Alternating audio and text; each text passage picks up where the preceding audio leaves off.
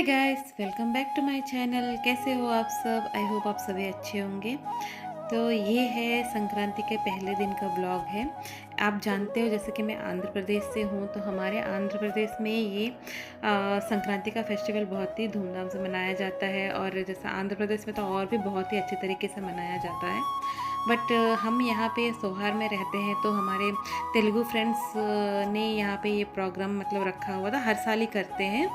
Early morning सुबह करीबन 5:30 बजे इस तरीके से आग जलाया जाता है। तो हमें भी उन्होंने बुलाया था, तो हम भी वहीं पे गए हुए थे। और संक्रांति के पहले दिन को हम लोग बोगी बोलते हैं। उस दिन बोगी मनाया जाता है। उस पहले दिन में ऐसा होता है कि घर के आगे आग जलाया जाता है, और उसमें जैसा हम जब पूजा करते हैं तो जैसा घर में जो भी तकलीफ़ है, जो भी दुख है, वो सब दूर हो जाए करके अग्नि देवता से प्रार्थना करते हैं। ये थोड़ा मुझे पता है, इतना मतलब पता है। और भी इसके बहुत सारे कारण हैं, बस जो मुझे पता वही मैं आपको बता रही हूँ।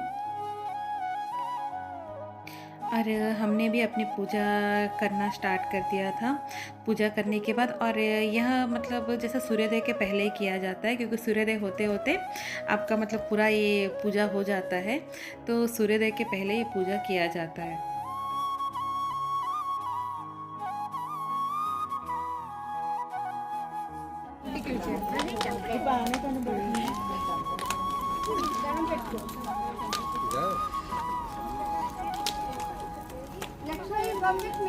Amrita,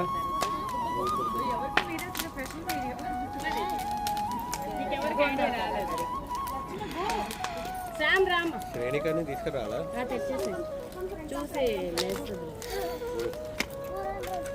ఇదిగో సెల్ మొబైల్ తీసుకో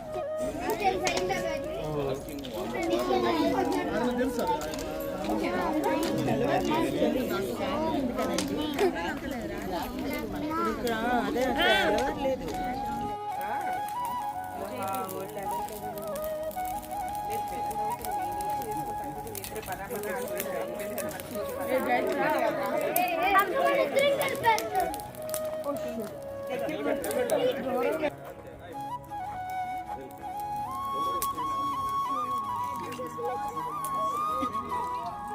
హ్యాపీ భోగి హ్యాపీ భోగి అమ్మ గారు హ్యాపీ భోగి అండి ఇప్పుడు లైట్ ఫుల్ వస్తుంది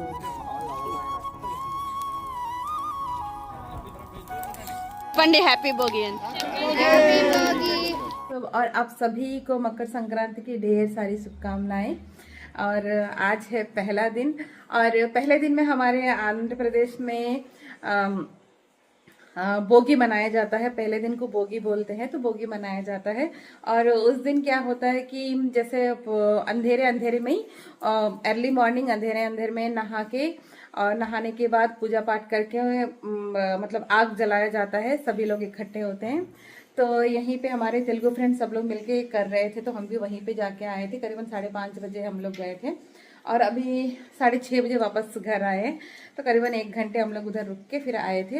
और आने के बाद फिर मैं बच्चों के लिए लंच बॉक्स भी बना दिया, और बच्चे अभी ब्रेकफास्ट भी करके जाएंगे, क्योंकि ये स्कूल है। बच्चों को स्कूल की छुट्टी नहीं मिली है। मकर संक्रांति में यहाँ पे छुट्टी नहीं मिलती है। तो अभी बच्चे स्कूल के लिए जाएंगे, और उसके बाद फिर मैं सारा काम करूँगी। तो फिर मैं आपसे बाद में मिलती हूँ। और फिर बच्चे स्कूल चले गए थे, और स्कूल जाने के बाद मैं आ गई थी मंदिर के पास। एक्चुअल अर्ली मॉर्निंग मैंने मतलब जस्ट अगरबत्ती लगाकर चले गए थे, क्योंकि टाइम हो चुका था, हमें वहाँ पे पहुँचना था। तो फिर पूजा अच्छी तरीके से नहीं हो पाया था। बस भगवान को नमस्ते करके फिर हम लोग निकल गए थे। फिर उधर से आने के बाद हस्बैंड जाके फ्रूट्स लेकर आए थे। फ्रूट्स फिर मुझे रखना था भगवान के पास, इसलिए मैं दिया लगा रही थी। तो हस्बैंड के आने के बाद फिर मैंने अच्छी तरह दिया बाती कर लिया था। और हमारे गांव में तो संक्रांति बहुत ही अच्छी तरीके से मनाई जाती है, क्योंकि सभी रिलेटिव्स भी आते हैं। और पहले दिन तो बड़ी बड़ी रंगोलियाँ बनाई जाती है, इतनी बड़ी बड़ी एक रंगोली बनाई जाती है, कलर्स भरते हैं, रंगोली के कॉम्पिटिशन्स होते हैं, बहुत ही अच्छी तरीके से मनाया जाता है। संक्रांति में स्पेशल मतलब गांव की बहुत याद आती है, क्योंकि वहाँ पे संक्रांति का फेस्टिवल बहुत ही अच्छी तरीके से मनाया जाता है, सभी रिलेटिव्स भी आते हैं, सबसे मिलना जुलना भी होता है।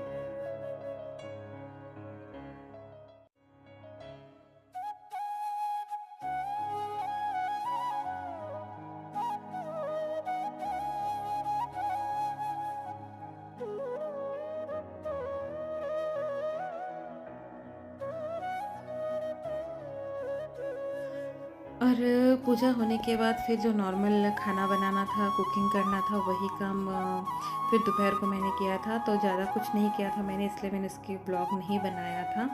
फिर इवनिंग को मुझे थोड़ा स्वीट बनाना था, क्योंकि फर्स्ट डे था, मैंने कुछ बनाकर भोग नहीं लगाया था भगवान को। तो फिर इवनिंग को मैंने बस गुलाब जामुन का मिक्स पड़ा हुआ था मेरे पास, तो वही मैं बना रही थी।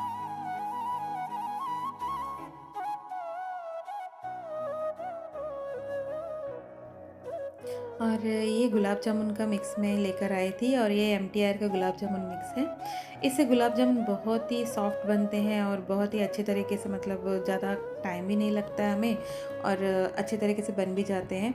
तो मैंने पाउडर ले लिया था एक बर्तन में, और गरम दूध बनाया हुआ था, गरम दूध से मैंने इस मिक्स को अच्छी तरह गूँध लिया था।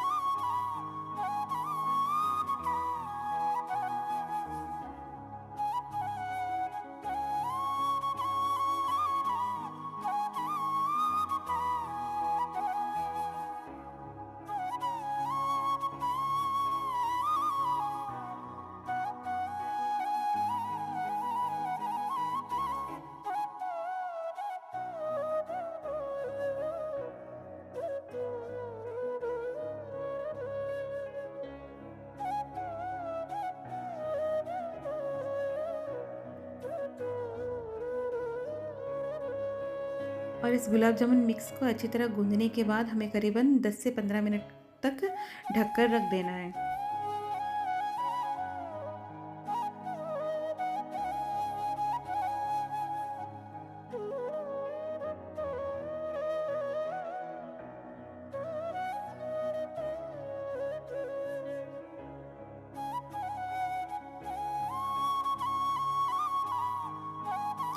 और इसके लिए मुझे शुगर सिरप भी बनाना था, तो उसके लिए मैंने करीबन 1.5 बोल शुगर ले लिया था, और उसमें थोड़ा सा पानी ऐड कर दिया था, करीबन 1 कप जैसा पानी भी ऐड किया था। और शुगर पिघलने तक हमें अच्छी तरह इसे जो मिक्स है उसे अच्छी तरह मिलाना है।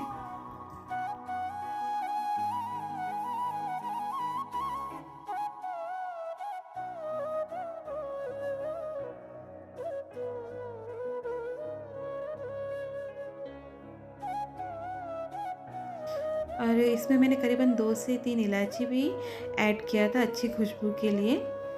और ये जो सिरप है हमारा, करीबन 2 से 3 उबाल आने तक हमें गैस पर ही रखे रहना है।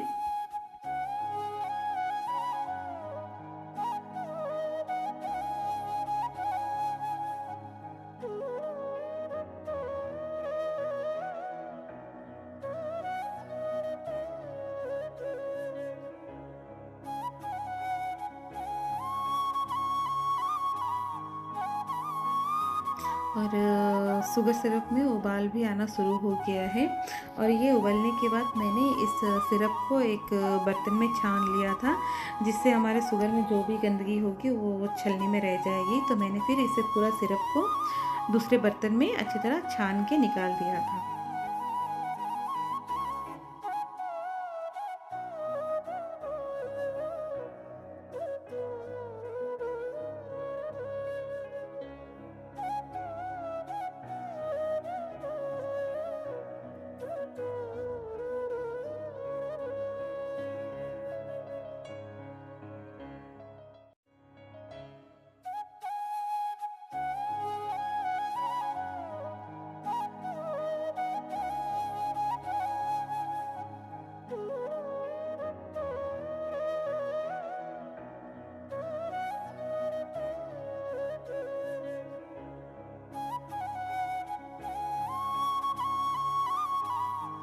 और उसके बाद मैंने गुलाब जामुन के मिक्स से छोटे छोटे बॉल बना लिए थे बिना क्रैक्स के, क्योंकि क्रैक्स आने पर जब हम तलने के लिए डालते हैं तो गुलाब जामुन में क्रैक्स दिखते हैं। तो बिना क्रैक आए अच्छी तरह हमें बॉल्स बना लेने हैं। और मैंने एक कढ़ाई में घी गरम कर लिया था, क्योंकि मैं हमेशा घी में गुलाब जामुन तलती हूँ। मुझे घी में तलने वाली गुलाब जामुन की खुशबू अच्छी लगती है। तो फिर मैंने कढ़ाई में घी ले लिया था और घी को थोड़ा सा लाइट गरम करने के बाद जो गुलाब जामुन रखे हुए थे वो सारे मैं तल रही थी। और तलने के बाद तुरंत ही मैंने साइड में शुगर सिरप रखा हुआ था, उसमें मैंने गरम गरम गुलाब जामुन शुगर सिरप में डाल दिए थे। डालने के बाद फिर बर्तन को ढक कर रख दिया था।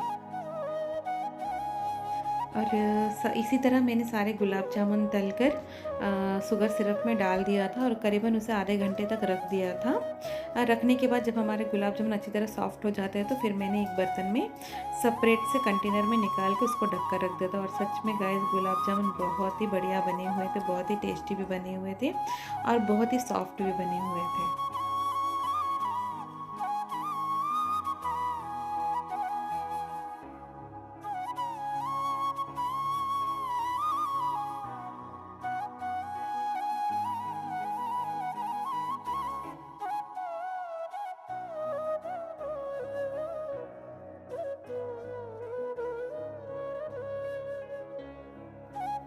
तो गाइस आपने इस संक्रांति में क्या क्या बनाया तो ज़रूर हमारे कमेंट बॉक्स में लिखकर भेजिएगा। और ये देखिए हमारे गुलाब जामुन बनकर रेडी हो चुके हैं, तो बताइए कैसे लग रहे हैं। और ओके गाइस, फिर मैं मिलती हूँ आपसे नेक्स्ट ब्लॉग में। Bye bye.